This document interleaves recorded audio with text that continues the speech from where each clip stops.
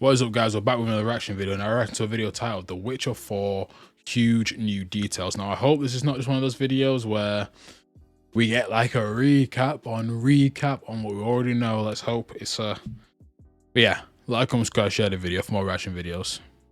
Witcher 4 just got some new details, and the absolute silence from CD Projekt Red has been broken in the best way possible. We just got some new details on how exactly this game is going to play, and if you thought it was just going to be a simple graphic upgrade for The Witcher 3, you are dead wrong. The latest episode of the official Answered podcast dropped a ton of details regarding the game's combat, the animation, and the exploration systems that are all being rebuilt from the ground up. Yeah, I already can't wait. In the custom version of Unreal Engine 5 they're developing. And we're talking everything from completely revamped traversal mechanics, next-gen performance capture, and a world that is more interactable than ever before. So let's go ahead and start off with the absolute meat and potatoes of this update. Yeah, we're talking potatoes, boil them, mash them, stick them in a stew. Okay, I might be watching a little too much Lord of the Rings lately, but alas, let's talk about the combat and movement. If you go back and play The Witcher 3 again, which I'm sure a lot of you guys are doing to prep for the hopeful DLC, I'm doing it myself, but as much as we love it, the combat does show its age. Now, Geralt is heavy, his pirouettes lock you into long animations. When you cast a sign, it just kind of breaks up the overall fluidity in the combat, but that is all changing with The Witcher 4. The podcast gave us some insight into how Ciri will handle in combat, and it revolves around a system of layered simultaneous actions. The developers confirm that Ciri will be able to cast a spell with her hand while it tracks a monster, and then at the exact same time, she can be walking, shifting her weight, or even blinking seamlessly, which sounds like music to my ears. You're no longer going to be like forced to, you know, kind of stop a bit whenever you throw up your Quinn shield or blast an enemy with Igni. So Ciri will be able to like weave the magical abilities into her swordplay without like ever breaking her stride. So the fluidity of this game should be off the charts. And speaking of flow, we finally have confirmation on the heavily requested feature, a dedicated jump button that actually works when you need it to. Now, before you say anything, before you call me a fraud, obviously The Witcher 3 had jumping, but that was mainly for exploration. As soon as you pulled out your sword or stuff like that, Geralt literally forgot how to leave the ground. Like, he was pretty much glued to the floor during combat.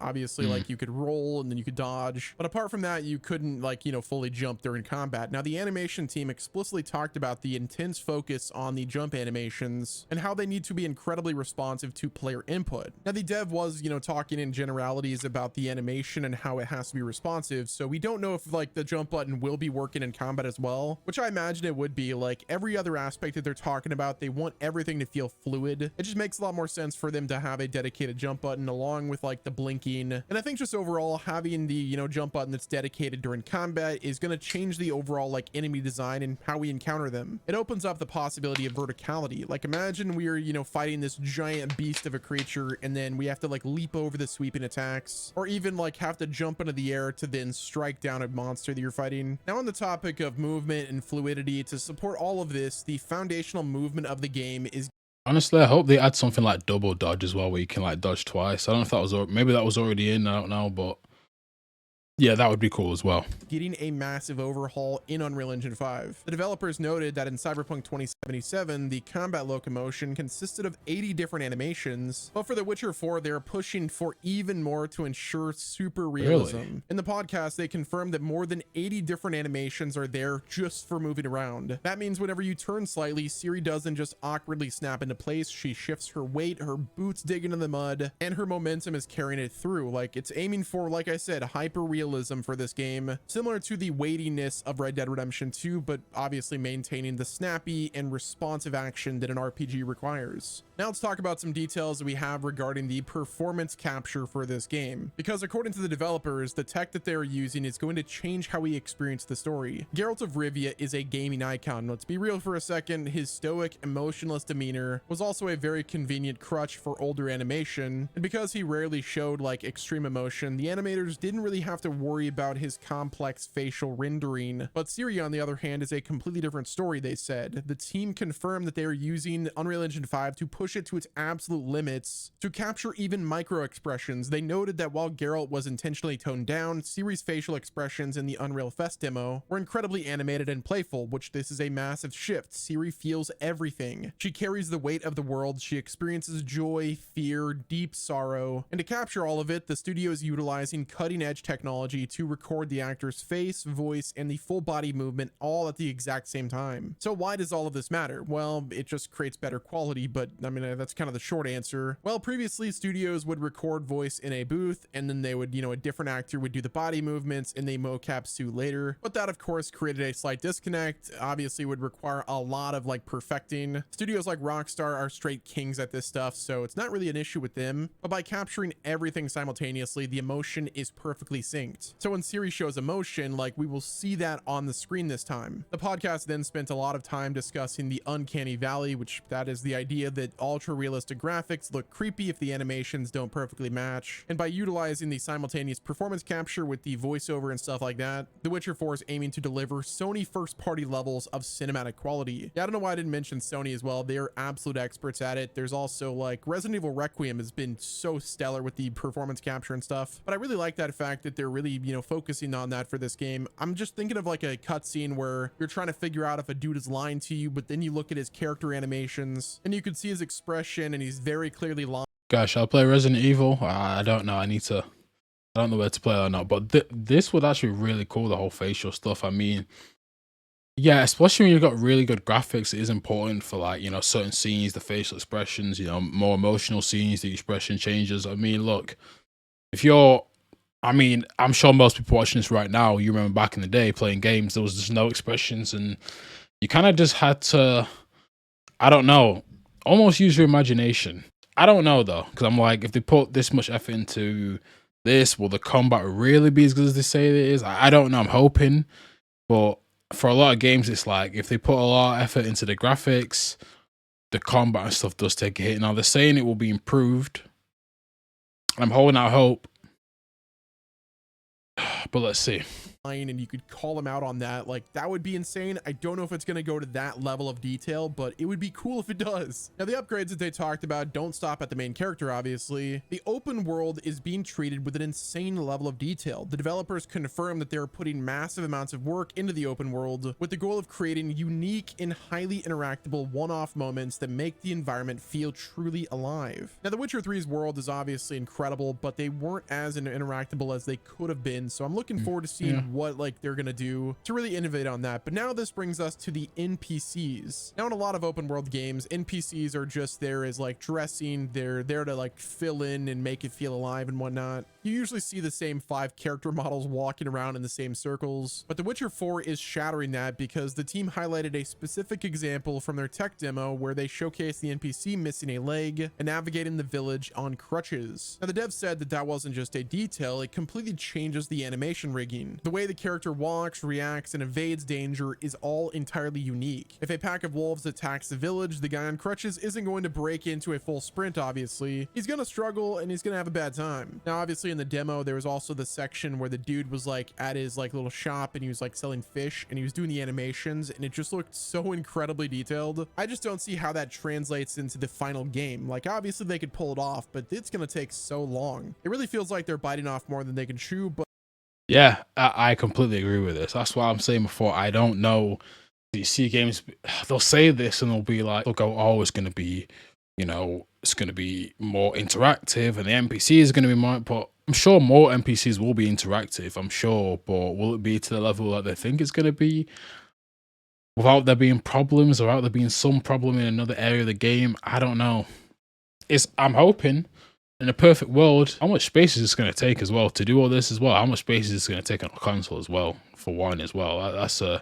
That is a great question to ask. And one more question before I start the video, guys. If both these games came out, Witcher 4 and GTA 6 came out, right? Which game are you guys picking up first? I want to know. Because I'm all in on GTA 6, but if they came out the same day, I don't know. I'd maybe pick up The Witcher. I don't know. But again, if anyone's going to pull it off, it's probably them or Rockstar, which Rockstar's already kind of doing it. Now back on the topic of, the exploration and the abilities in this game, we have fantastic news. Swimming underwater is officially back, #confirmed. When the devs were talking about the complexity of layering animations, they explicitly mentioned having the account for situations like what if she's underwater, which makes sense. I didn't think that she wouldn't be able to go underwater. I think it's kind of obvious here. Okay, so now let's shift focus and talk about the reveal timeline because the marketing pieces are finally water, which makes sense.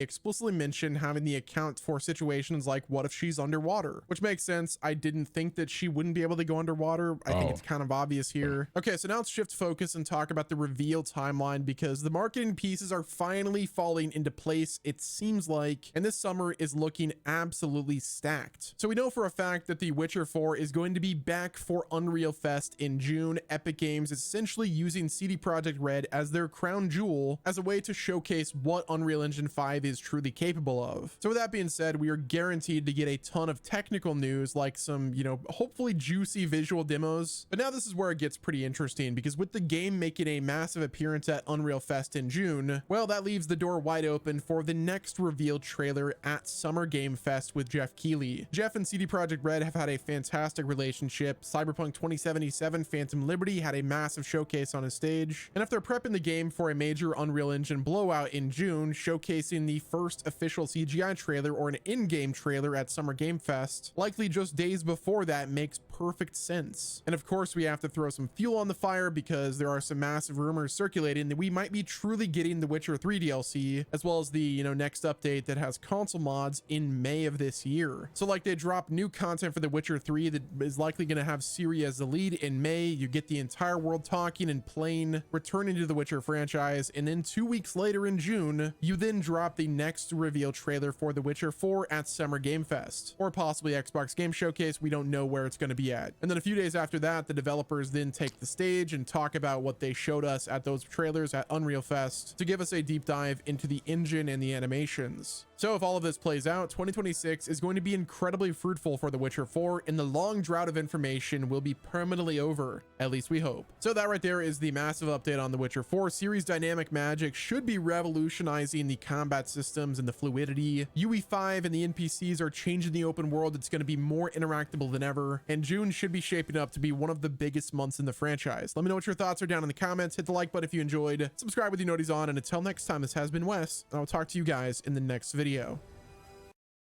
Yeah, wow, great video. I'm excited. I wish it was coming out tomorrow, honestly. We probably won't get it until, I'm guessing, maybe next year after. Hopefully next year, maybe end of this year, guys. Who knows? I guess that's hopeful thinking. But let's see what some of the comments are saying. Something people never talk about is up and coming music scores that will be made for Witcher 4. Really hope it's on par with Witcher. Oh yeah, the music. I'm sure. Oh yeah, the music in the games.